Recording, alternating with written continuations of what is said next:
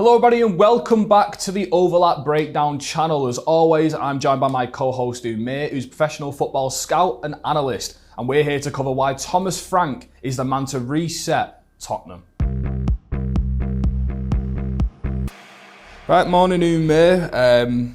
It's been a while since we've actually been in the studio. And channel would never notice. But yeah, we wanted to speak about Thomas Frank, and we've spent quite a long time actually covering Thomas Frank. We spent a long time talking about him, studying him, and we wanted to get this piece bang on because this is a massive managerial change for Tottenham, and me and you are massive fans of Ange Postecoglou and kind of what he stood for in the game. And unfortunately, but maybe the correct decision from Tottenham was to part ways after the Europa League trophy was won.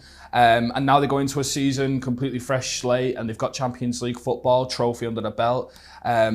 And Thomas Frank is the man who's chosen to be the kind of the steerer of the ship for the next few years in Tottenham, hopefully.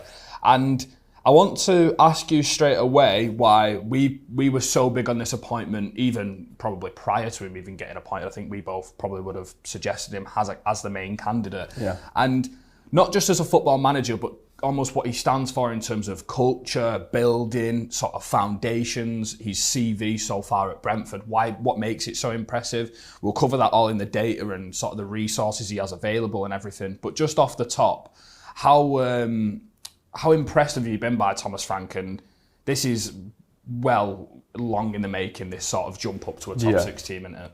Well, absolutely. He's been linked with numerous big jobs in the past. I'm pretty sure from recent reports he was linked very closely with the Chelsea job. If I'm not mistaken, he was second to Arne Slot for the Liverpool job as well. And these are sort of the calibre of clubs that I think he deserves to find himself at. Obviously, Spurs have come off of a bad league finish, but historically over the last, let's say, 5 to 10 years, Spurs have generally finished quite high up the league. Yeah. And on the back of the Champions League place that they found themselves in, I think is a nice opportunity for Thomas Frank to come in and express his quality in maximising perhaps slightly less resources compared to, for example, your Liverpools and your Manchester Cities, but also taking that next step in being a Champions League manager. And for me, I've been massively impressed with his quality for a long time.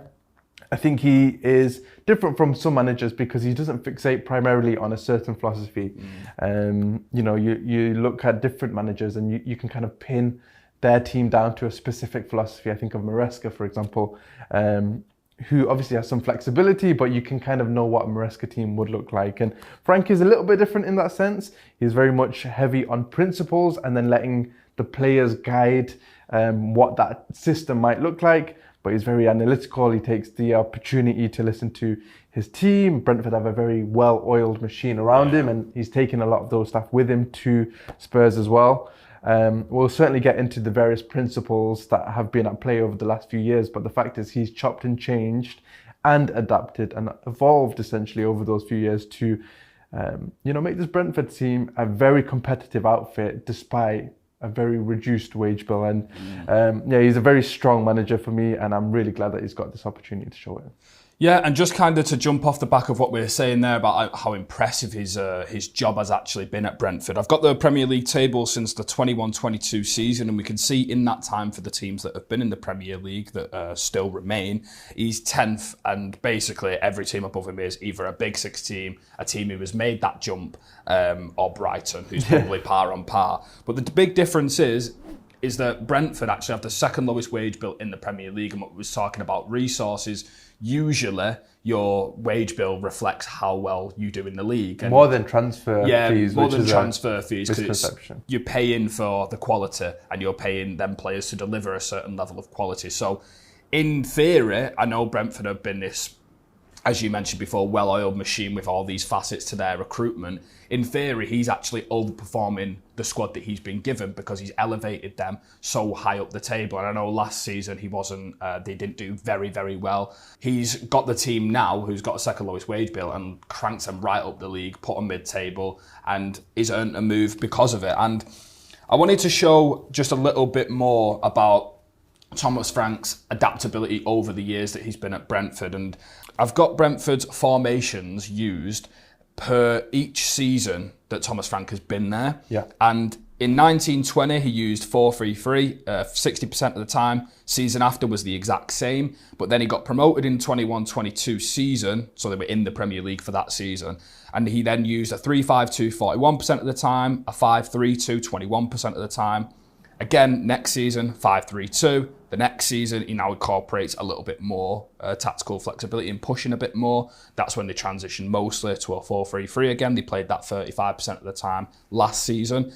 And then obviously struggled to maybe make that jump really early on. But now this season, they have primarily only played 4 at the back for 80% of their games, whether it be a 4-2-3-1, a 4-4-2, or a 4-3-3. Yeah. Showing that he's dominating the Championship, and in the Championship in the 2021 season where Brentford did get promoted, they were one of the best teams I've seen in the Championship. I was watching in attacking quality, in ball dominance. Just the completeness of that Brentford team was amazing. And I was going into it, and I knew a little bit about the Brentford team, and I was going into it, and I was like, I wonder if I'm going to start seeing really rigid like patterns. And it was quite amazing what I was watching, and it was almost my complete idea of football. And they were a team who, like a lot of teams in the Premier League, they want to build really deep. And then once the press is brought onto them, then they want to hit the space. And in the 2021 Championship season, they were second for XG, first for XG against, first for goals, goals against fourth, possession fifth. Their goalkeeper launch percentage was the second lowest. Goalkeeper kick average length, second lowest. Long passes completed, though, was first. So they are a team who want to play really deep, open up the space when the opposition is pushed onto them, and then they want to use players like Mbeumo. Sergi Canos was one of the wingers I was watching. I completely forgot about him. Ivan Toney dropping in and stuff, and then getting your wingers making these outside to inside runs, attacking the space right through the heart of a team. And I was honestly, when I was watching them, I didn't really know what I was going in to watch when I was doing it tactically. I was almost kind of starstruck by what I was seeing. I was a bit like, this is a step beyond where you have the idea, or people have the idea of Thomas Frank based on his last couple of years. Almost with the player quality difference that a top side has, because in the Championship, his player quality was better than some of the others.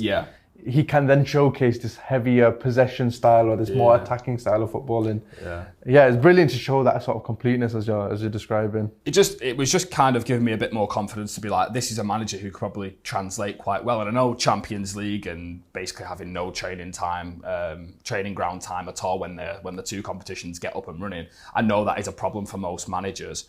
But I was just watching that team, and I was like, this is what they look like when they're a top 4 team, top 7 team. This is what they look like when he's given a bit more time. And I'm thinking with the player profiles, which we'll go in a minute to talk about, they could probably do it again with Tottenham. And I was just looking at the makeup of the squad, just looking at the profiles, and we'll get onto that in a minute. But yeah, I wanted to ask you straight away, how do you think he will set up at Tottenham, like shape-wise, personnel-wise? Just go through the team from back to front, kind of what it would look like. Now we've got like a general overview, and then I will touch a little bit on Brentford this season and what they've been doing. I'll just use the blue counters to illustrate it. I think if we're going off of what he's done in the past, it certainly makes sense to play with sort of a 4-3-3 shape. But as we know, he likes to still utilise that 5-3-2, particularly against teams that are a little bit better than him, or against teams that are probably better to attack in a bit more of a counter-attacking fashion. And what we've seen from Spurs under Ange is that they still have the quality to attack big spaces, and often some of their best moments happen when they do play a little bit quickly. So obviously this is the 4-3-3 shape. The 5-3-2 might look something like this. One other thing that Frank has mentioned in previous interviews is when he does deploy 5-3-2, two things actually. First thing is he likes his wing-backs to be wingers because he doesn't like I think he describes it as the mechanical nature of having full-backs here when you've got 3 central defenders. So these might look like more sort of typical wingers in this position. And the second thing is he likes this being able to turn into a sort of a 3-4-3. So on that basis, which players kind of fit into these sort of shapes and styles. So I think before anything else, he likes to look at the player quality he has and who can play where. I think Solanke is probably the perfect number 9 for Thomas Frank. Kind of looking at what they've done over the past couple of years. 100%. Yeah. You look at Ivan Toney, you look at sort of the partnership between Wissa and Mbeumo. He likes players who can run the channel. He likes players who can get the ball on their chest. He likes players who are outlets. He likes players who make it stick. Make it stick, yeah. And also attack the box. Yeah. And he can do all of that. So I think he's probably the perfect number 9 for Thomas Frank. I don't see any issue in that. In the 4-3-3, it's interesting because he likes he's very heavy on crosses. He's described in the past that, I'll use one of these cards to describe actually. If this is the defending team, he likes trying to get players into this area to cross the ball, sort of the inside half space. He's referenced De Bruyne, Eriksen, Trippier as players who can play these crosses into these areas, whether that's a right-footed cross or a left-footed in-swinging cross. He likes players in those zones. And we've mentioned off-air, actually, like Kulusevski in these areas would be a brilliant player to try and make these crosses. I think Maddison as well would probably be quite a good option. And if that's the case, I think Kulusevski becomes an option as a winger or as one of these midfield 8s or 10s. Yeah. What's interesting about Frank is he doesn't have a rigid midfield sort of setup. He doesn't always opt for sort of a 6, an 8 and a 10. Sometimes he goes for a 6 and 2 10s. Sometimes he goes for a double pivot and a 10. So it all depends on sort of how he assesses his player profiles. I think if Kulusevski is here, he might go for a more attacking player in here, because Kulusevski does have the ability to kind of rotate in, play those crosses, and he likes playing with these sort of 1-2s. So, a bit of a rogue shot, but I wouldn't be surprised to almost see Brennan Johnson play in this area and maybe overlap and rotate with Kulusevski. We've seen him obviously play in this area. You've mentioned that he likes his wingers to play inside, and I think Brennan Johnson as a right winger obviously makes a lot of sense for that. Yeah. But I wouldn't be surprised to almost see something like this, even though we've not seen it under Ange. Maddison obviously becomes an option there. Bentancur, Papa Matasar as the base of midfield, whether you want to go with sort of 2 and 1 there, for example. Left wing, I'm really happy that they signed Tel. Yes. Tel's a player who can kind of play off of Solanke. I know you've been fond of what you've seen of him as well. I don't know if you want to describe a little bit about how he might be utilised in that area. Yeah, I think, do you know what, with Tel, Manchester United were linked with him when Tottenham actually got him on the 6-month loan. And when I was watching him, he just strikes me as a player who's in between a striker and a left winger. And when I was watching Spurs, I think when Spurs went to more overlapping fullbacks at some points in the season, they started doing this with Udogie and Jed Spence especially. And when them combinations were happening, them rotations, I was looking at Tel, and even in the under-21s Euros that are being played right now, I was watching him for France. His ability to just drive across the box and get really great quality shots off, he's not discarding shots. Each one he strikes beautifully. I think he's got a real good eye for goal. I think he's really good in compact, deep blocks. And I think that's, again, if you can narrow your wingers inside, I think he's just got a natural goal-scoring instinct. And I think it's really interesting because if you actually go through all of Tottenham's players, they've got so many players who like to make these outside to inside runs. So we're talking back up against a press. Solanke's dropped in, carried someone out, and then we're looking for this spin here. And players like him, Son made an entire career out of doing it. We're looking at players like Kulusevski, Brennan Johnson, who like to make them runs. And I'm not even forgetting players like Odobert, Mikey Moore, who are more ball-to-feet wingers, but are still capable of, taking the ball and running inside with it. Mikey Moore sometimes plays a little more central. So I think in honesty, I think the front 3 or 4, I think Thomas Frank will be looking at his options and kind of rubbing his hands together, thinking, I've got something to work with. Where I struggle with Spurs at the moment, and we have mentioned that the midfield 3 will be a little bit more flexible in terms of 2 6s and a 10 or a 6-8-10 or whatever. I think they will need an addition in central midfield. I'm thinking maybe a pass-first midfielder, someone who's a little bit more expansive. They've got a lot of players who are turners on the ball. I'm looking at Archie Gray. I know Brentford wanted him when Thomas Frank was there. Whether or not that was a manager idea, I don't know. But they've got a lot of Basuma, Gray, Bentancur, who are a little bit more turn on the ball, but then can they add a player next to someone who's a bit more of a destroyer like Pape Matar? Can they add a player next to him who's a lot more comfortable dropping deep for the ball and swiveling on it? So that's where I think someone like Pape Matar, who's a lot more box to box and so defensively sound, I think that would work. I think he's actually got a really good future ahead of him, Matasar, in terms of what Frank's going to do. We'll talk about it when we go on to speak about Brentford in the final section.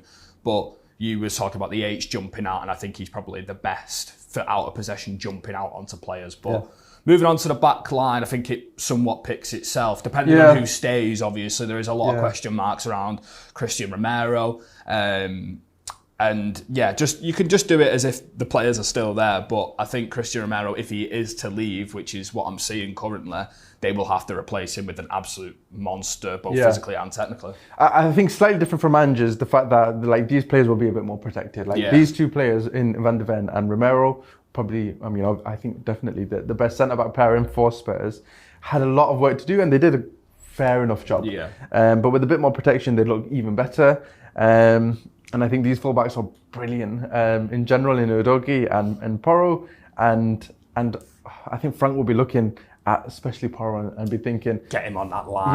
If he's a cross-first manager, especially when you pen teams in, how brilliant would he be to not only get into these overlap areas, and especially when you're playing with sort of, this is why I really like a left footer here, because they play these reverse passes with the left foot really nicely for a right-footed overlapping player. But even if it is Brennan Johnson, for example, playing that ball inside, and Porro sitting sort of in that half space and playing these crosses that Frank loves to a slanky who's peeled off, or a midfielder who's arriving late, then there's a lot of quality there. But he's certainly a player who I think Frank will get the best out of. And Udogie the same on this side. Frank loves players attacking the inside half space in the box. So I think it could be signature move, So I think almost arriving in these sort of underlapping half spaces and manufacturing situations where those players can arrive in those areas is certainly something to look out for.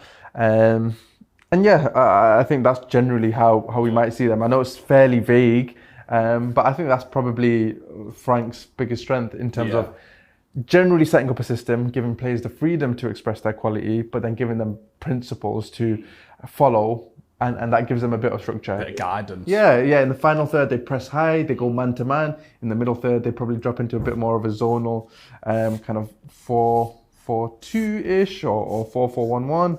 And then deep, it's the same thing. If they need to pack up the box a little bit, they'll go into a 5-3-2. And that's generally Thomas Frank for you. But based on his players, it looks different each time.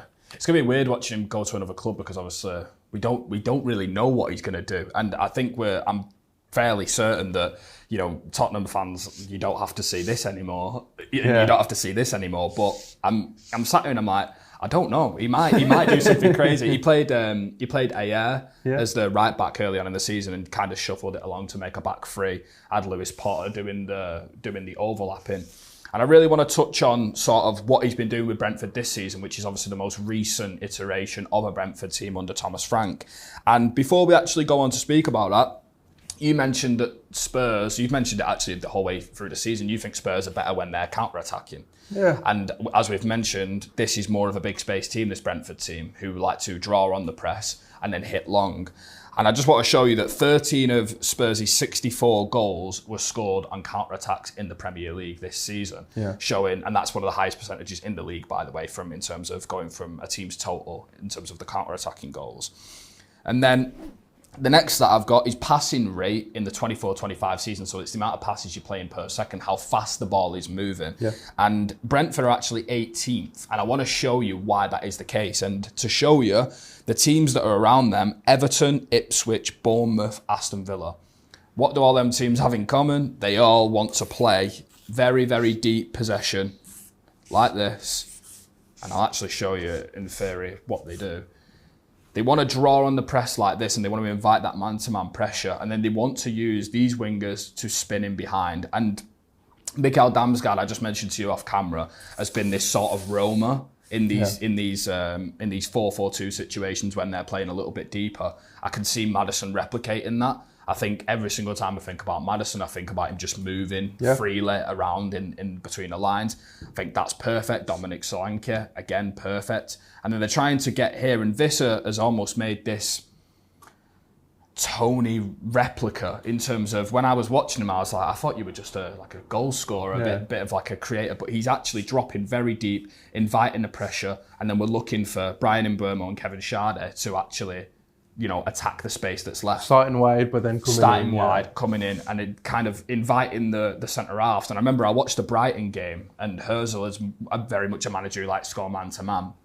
And I was watching players step out of the back line here, and Mbeumo must have been licking his lips because every time, I think he scored a goal literally running through the middle of the pitch like that. And I just look at Tottenham, and I think they're a team who are very much comfortable in the deep build-up there. They've been driven through it with Ange for the past couple of seasons. They will have no problem in terms of building out with Vicario, 2 centre-halves split. They didn't go along with a single dead goalkeeper kick last season. So this will be probably exactly what you're seeing. And also, when you mentioned that point about Ange went sort of kamikaze man-to-man high up, and Frank likes to go man-to-man high up as well. And when I think about how you create a game model, and when I've theorized and created game models in the past, you have to consider what the team you're taking over from, or the team that you're advising, already do, or what they're used to and their habits. So I didn't think about this until you mentioned it, but Ange's high pressing, Ange's willingness and a sort of stubbornness to play deep, these are all things that you can kind of refine because Thomas Frank is building on a base that kind of is similar-ish. Do you know what I mean? Yeah, because Flecken's gone long with a lot of goalkeeper kicks this season, but he doesn't go long directly from the kick. It's not get everyone forward, punt the ball long. It's can we play here, invite the press to one side and then hit it long. We saw that with Ange as well, by the way, later in the season when Solanke dropped in and played a bit more on his chest. So I think the habits thing we're mentioning now, we're talking about sort of what has this team done that Frank is also going to bring in that they might be more familiar with. And I think they might be able to escape the press more. They might be able to pop it from the full-back here. Winger comes a little bit deeper. They might be able to pop it around a little bit more and break the press on the deck. But for the most part, I think they are a big space team. And this season, probably the best games you've watched of Tottenham are where they play bigger teams and they've got less of the ball and they're playing a little bit more on the counter. Think of the City games, for example. So, and sorry, just before you finish that point, even if you're playing in exploiting the big spaces, that doesn't mean you have to exploit the big spaces and try and score. It might just be to gain territory and then set your team up all the way up the pitch like that. So,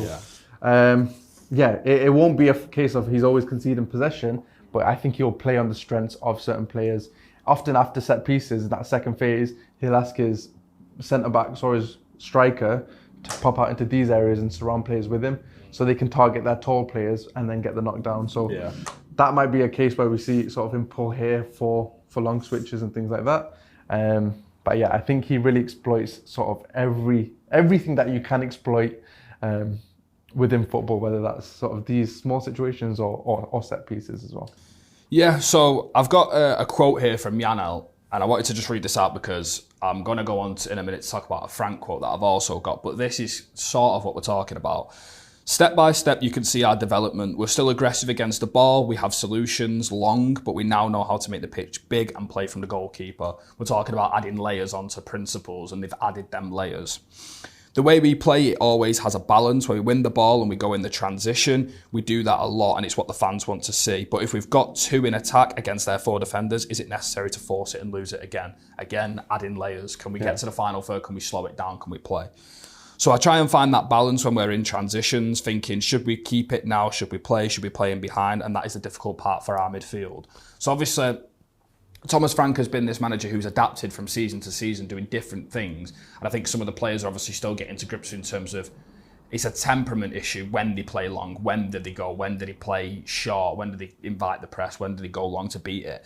And I think that's probably something that Tottenham will have to get used to now. But I think going from a team or a manager under Ange, where it's only been one style in terms of we're going to build out from the press until we literally lose the ball or beat the press. And now Spurs players will have a little bit more, golden ticket to be like, I can actually just clip this down the line, or I can clip this into Dominic Solanke. And they'll have more options. And I think that'll kind of free up a lot of that mental burden. Just instead of playing these such tight rondos on the pitch, you can now actually just clip it a little bit longer. And I think we might see a little bit more variety out of the midfielders or out of the wingers or so on. And then just the last one to wrap up, and you will absolutely love this quote.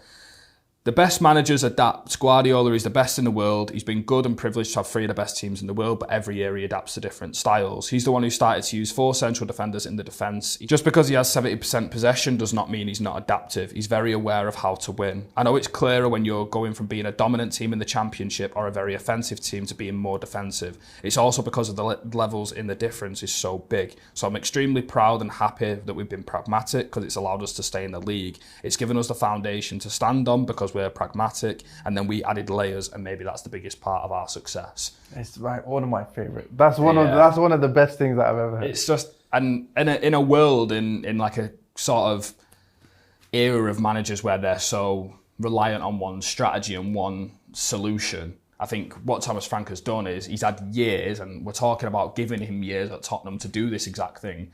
We're talking about he's got these principles that we know. He likes to build out from the back. He likes to play fast when it's on. He likes to go man-to-man, high press. He likes to defend, solid. He wants his shape to always be really tight and compact. Maybe they don't jump out as much. He loves numerical superiority, whether that's defending with extra players on the side, slowing down players, switching it to the other side. He loves crashing the box with big numbers. Marginal gains, throw-ins, set pieces, corners. And these are all stuff that are his principles. Yeah, you'd say that is Thomas Frank's system, but then if you try and put it on a board, it's hard to put it on a board. So do you know what I mean? So what he's saying is right. He has these ideas, and then he adds layers onto the ideas. And hopefully, given the time at Spurs, you will see his idea straight away. And then what you'll see is gradually the layers will start to come in different facets of the game and different, mould. He might go to one pivot player. He might play split 8s. Who knows? But he's very much a manager who's going to work and going to adapt to the players he's got and the strengths of them. And obviously, in the video, we're talking a lot about Tottenham's culture. And just to wrap it up for you, after seeing Jose Mourinho, Nuno Santo, Conte, Ange, this is a pretty different manager in terms of the ideas, especially from Ange. Yeah. But do you believe that Thomas Frank can be the guy to reset sort of the culture at Tottenham? Personally, I do, which feels a bit risky to say given sort of the previous managers, their, how esteemed they've been and what they've done.